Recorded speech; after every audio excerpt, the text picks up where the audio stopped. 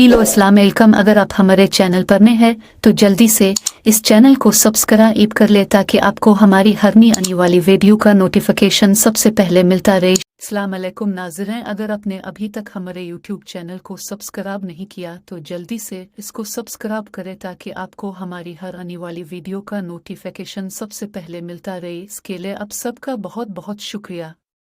अस्सलाम वालेकुम। अगर अभी तक आपने हमारे चैनल को सब्सक्राइब नहीं किया तो जल्दी से इसको सब्सक्राइब करें ताकि हमारी हर आने वाली वीडियो का नोटिफिकेशन आपको सबसे पहले मिलता रहे। शुक्रिया। हम नई वीडियो में आपको खुश आमदीद कहते हैं। अदलिया और हुकूमत बिल्कुल आमने सामने है। अदलिया ने आज एक केस का तो फैसला सुनाना है और वो है पूरे मुल्क में एक साथ इलेक्शन कराने का या ना कराने का। इसके बाद नेक्स्ट स्टेप क्या होगा, अपना 14 मई का इलेक्शन करवाने वाला फैसला इम्प्लीमेंट करवाना है। आज फ़िलहाल तो एक केस लगा हुआ है, लेकिन इससे कनेक्टेड अगली चीज़ भी है। जब ये ठिकाने लग जाएगा तो अगली भी प्रोसीडिंग स्टार्ट होंगी। आज ही होंगी या मंडे को होंगी ये हमें पता चल जाएगा कुछ ही देर में। दूसरी जानिब अरशद शरीफ का केस दबाने की कोशिश की जा रही है। उनकी अहलिया ने जो बयान दिया है वो बड़ा अलार्मिंग है। 7 अफराद के नाम उन्होंने लिए हैं।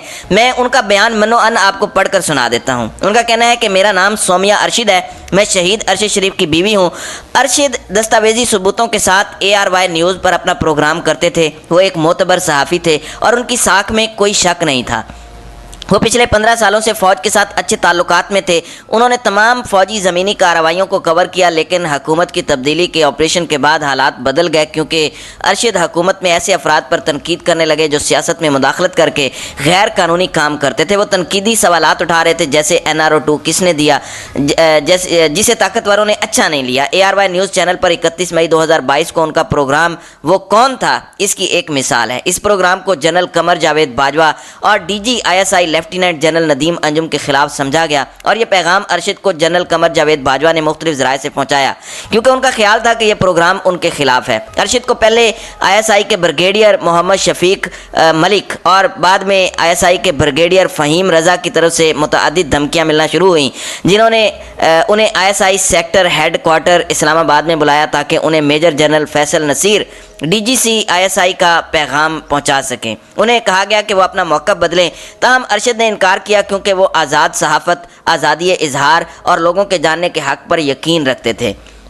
ब्रिगेडियर फ़हीम रज़ा ने ISI के कर्नल रिजवान और कर्नल नोमान के ज़रिए धमकियां भेजना शुरू की। हमारे घर ISI के कर्नल नोमान से अपनी आखिरी मुलाकात में उन्होंने अरशद से कहा कि वो जो कुछ कह रहे हैं वो ऊपर से आ रहा है और जो वो जवाब देंगे ऊपर पहुंचा दिया जाएगा।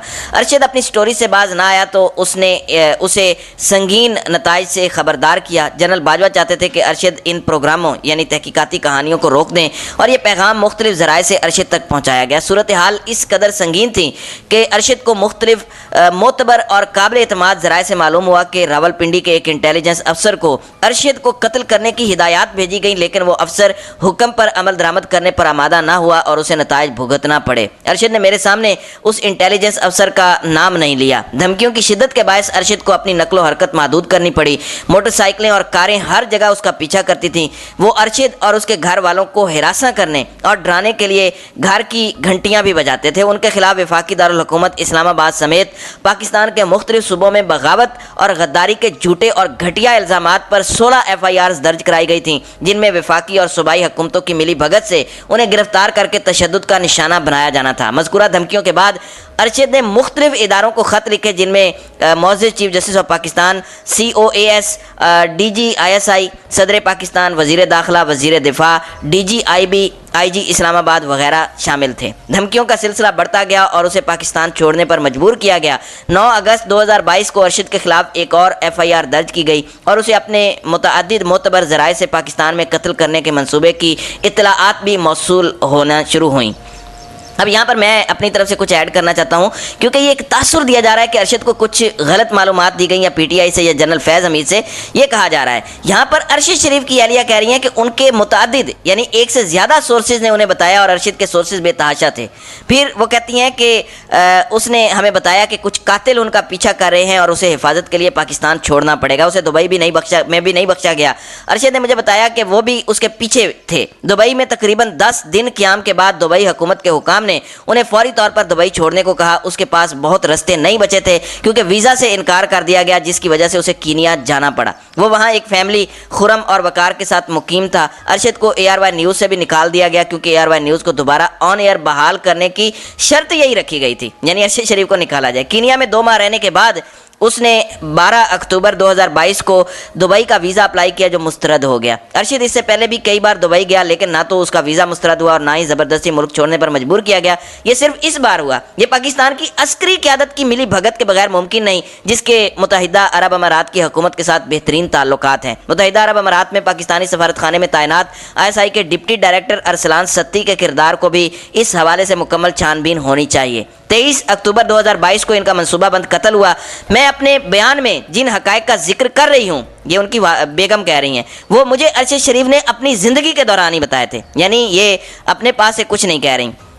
मज़कूरा अफराद के नामों की छानबीन की जाए क्योंकि अरशद के हुकूमत की तब्दीली पर प्रोग्राम करने के बाद उसे धमकियाँ मिलने लगीं। पहले सब कुछ ठीक था। इन्होंने मुख्तलिफ कानून नाफिज करने वाले इदारों बशमूल chief of army staff general Bajwa, DG ISI lieutenant general Nadeem Anjum, वज़ीर दाखिला राना सनाउल्लाह, वज़ीर दिफा वगैरह को खतूत लिखे, लेकिन इनकी बदनीयती और मुदाखलत ने उन्हें कार्रवाई करने से रोक दिया। इस कत्ल में मुस्लिम लीग नून के मुलविस होने के साथ साथ फ़ौज और बिलखुसूस मज़कूरा अफराद के किरदार की भी तहकीकात होनी चाहिए, ये अरशद शरीफ की एहलिया कह रही हैं, क्योंकि हुकूमत की मदद के बगैर यह मुमकिन नहीं था। बहरहाल इस सूरत हाल की शिद्दत को जानने के बावजूद, जिसका तज़किरा अरशद ने खुद भी किया, उन्हें तहफ़्फ़ुज़ फराहम करने के लिए कुछ नहीं किया गया। इसलिए ऊपर बयान किए गए लोगों के मज़मूम अज़ाइम को ज़ाहिर करते हुए इन्हें कार्रवाई करने से रोक दिया। फैक्ट फाइंडिंग रिपोर्ट को देखने के बाद यह भी साबित होता है कि अरशद के खिलाफ FIR ISI हुक्काम की हिदायत पर दर्ज की गई। यह भी साबित हुआ कि ISI के sector commander Islamabad brigadier Faheem Kenya में वकार के साथ राब्ते में थे। कत्ल के बाद